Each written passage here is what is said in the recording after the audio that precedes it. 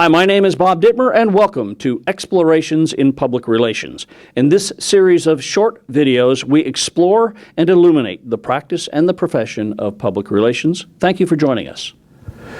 Our subject today is media relations, one of the most important things that professionals in public relations practice. Our guest today is Ashley Kasdorf. Ashley, thank you for joining us. Thank you for having me. Ashley is an account coordinator with Miller Brooks. Miller Brooks is a marketing and public relations agency here in Indianapolis. Now, Ashley, let me start by asking you if you could define what media relations means to a layperson. How would you define media relations? And we'll talk about some of the specifics. Media relations is basically when I'm talking with an editor or a reporter or anyone who's going to be covering information about either my client or my company. Okay, so there's a lot of ways to do this, but what are some of the things that you do on behalf of your clients? You're in an agency, so obviously you're working on behalf of other organizations. What's the first thing that you have to do in creating a relationship with the media? The first thing and the most important thing, I think, is to make sure you know your audience, who your either reporter or editor or contact is. In addition to knowing their name and how to spell it correctly, it is important to know what they cover, what they don't like to cover, their style of writing, what they've covered in the past, what they've covered recently, and if they have any quirks or how they like to be contacted. Tells you basically about them and the best way to make sure you remain friends.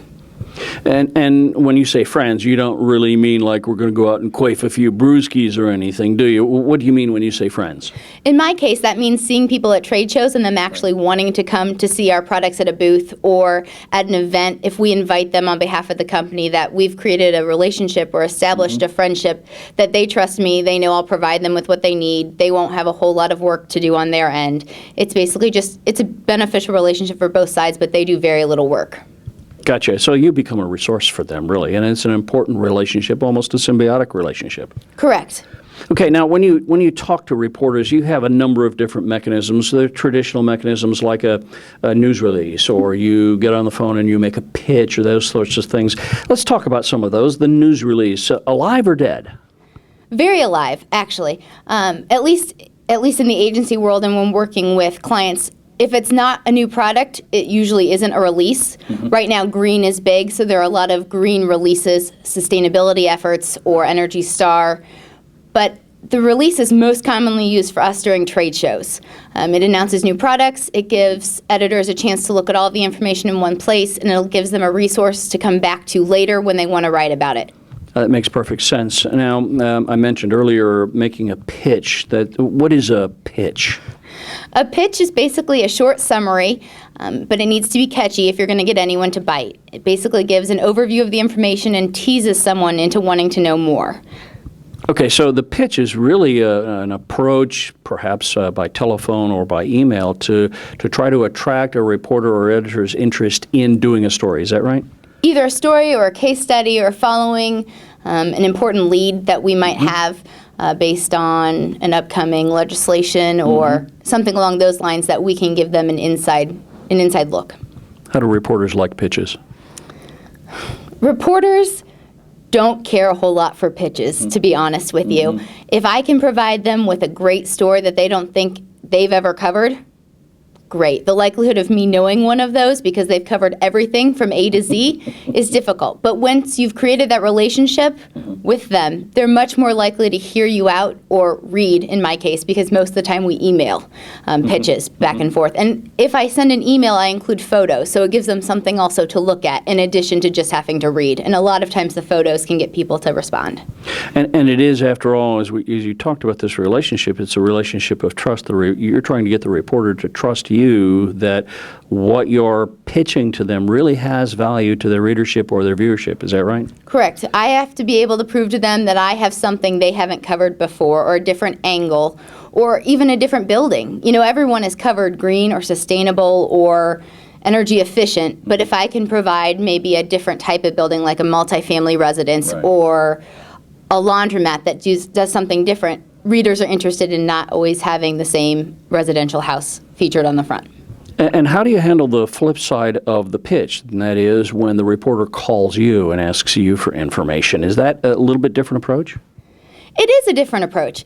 It's actually very nice. It's very well received, to be honest with you. It takes work out on both ends. They know if they're calling me to ask for information or for an opportunity or a contact, I've done my job previously, and now I'm reaping the benefits of it.